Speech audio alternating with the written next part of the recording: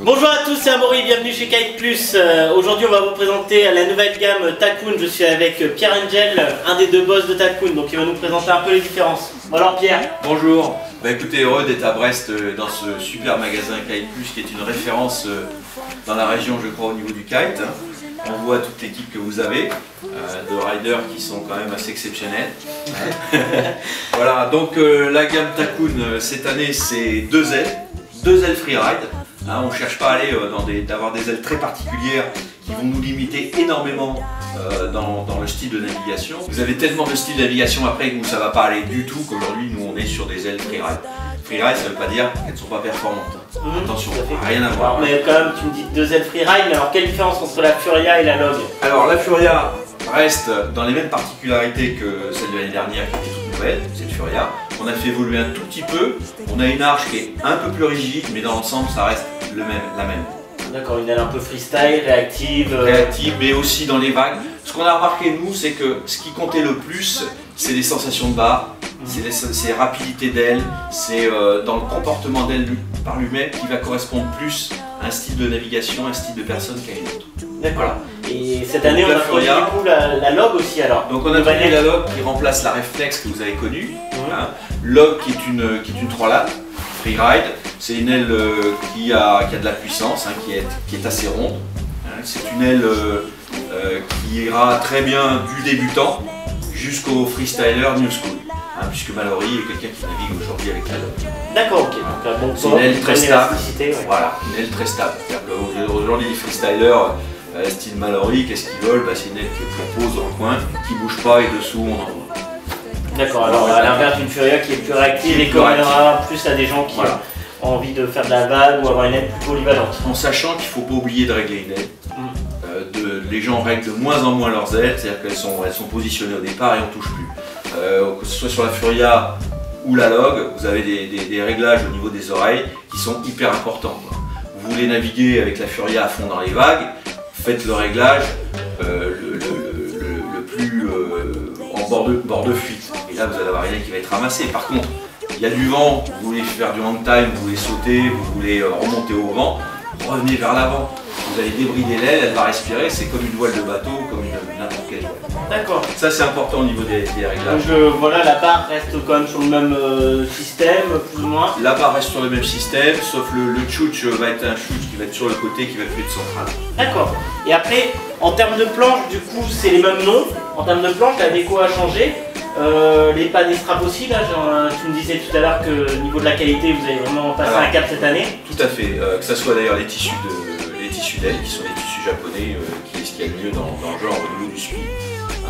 Que ça soit sur les lignes, c'est du cousin, c'est une ligne de fabrication française, mais les cousins, il y a pas mal de références et c'est la référence la plus haute. Tiens.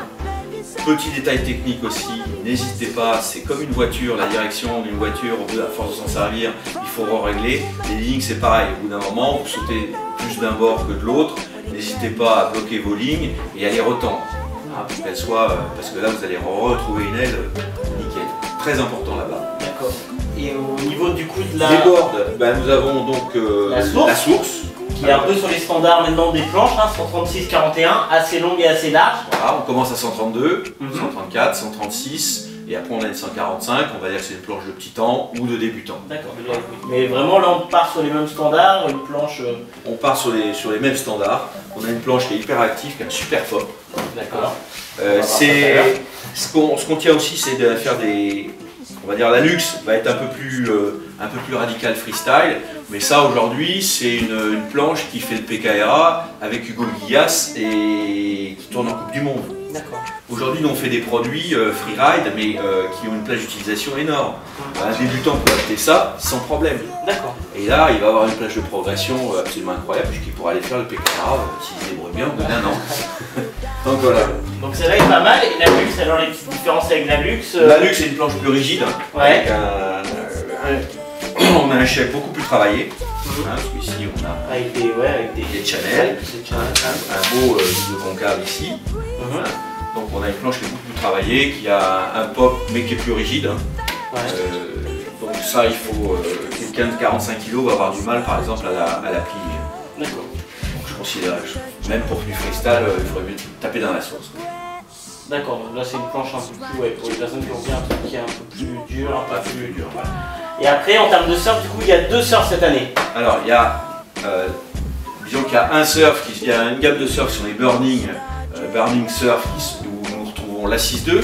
La 6.2 qui est un programme classique que tout le monde connaît, qui est une légère évolution des 6.2 qui sont reconnus. C'est vraiment le shape classique.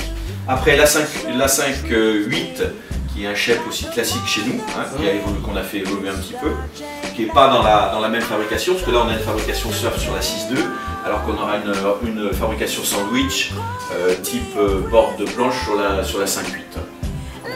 Et on sort une nouveauté qui est donc la 5.11. La 5.11, exactement, mais qui passe très bien aussi en strapless. 6.2, 5.11 strapless parfait, 5.8 c'est strappé. Voilà.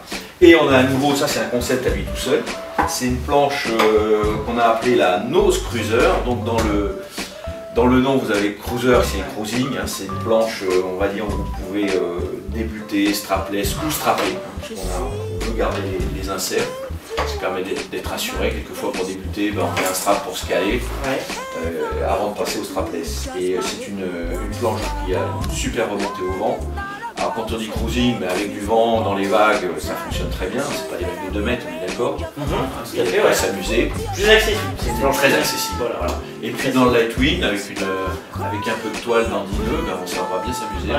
Elle est assez épaisse quand même, et tu me disais tout à l'heure que le pad allait aller vraiment couvrir une grosse partie de la planche un peu plus. Voilà, c'est pas le pad d'origine, il n'y a pas la déco non plus sur le nœud, on excuse, mais le shape est exactement celui-ci.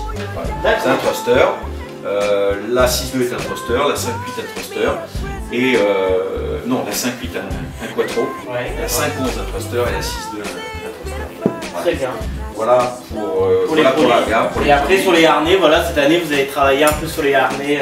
Ouais, on a sorti un harnais polyvalent aussi freeride, mais hyper confortable. C'est un harnais thermoformé qu'on a voulu doubler en néoprène à l'intérieur pour essayer de donner un peu de glisse quand même et pas être trop engoncé. C'est quelquefois un peu le défaut des harnais thermoformés. Les harnais thermoformés, voilà. D'accord. Pour une super barre. D'accord. Ok, avec le système de fixage, etc. Vous avez aussi ce qu'on voulait aussi, parce que cette Takun, ça on y tient énormément, c'est sécurité, qualité de produit. Donc vous avez ici de quoi éjecter votre ligne arrière, hein, des 2 côtés. Quelquefois c'est pas évident, si on se fait tirer en arrière, on peut finir la tête sous l'eau. Donc au moins on n'a pas besoin de réfléchir, on peut se larguer de chaque côté. D'accord. Voilà pour notre harnais qui est notre harnais. Et après harnais culotte et harnais un peu plus le petit harnais culotte, mais avec toujours la même barre. Voilà. Et harnais ceinture. Toujours avec. Voilà, ouais. Il y a aussi cette volonté chez Takun de faire des produits qui sont quand même accessibles en termes de prix. Absolument. Aussi, voilà, partir aussi sur des produits assez spécifiques et un peu plus de qualité en ayant des bons matériaux. Ok, en tout cas, merci Pierre déjà d'être venu à Brest. On va tester cet après-midi le matériel et donc après on fera des vidéos pour un peu présenter le matériel. Mais en tout cas, vous l'avez compris, il n'y a qu'une seule adresse pour le kite, c'est kiteplus.fr. À Brest même. À Brest même.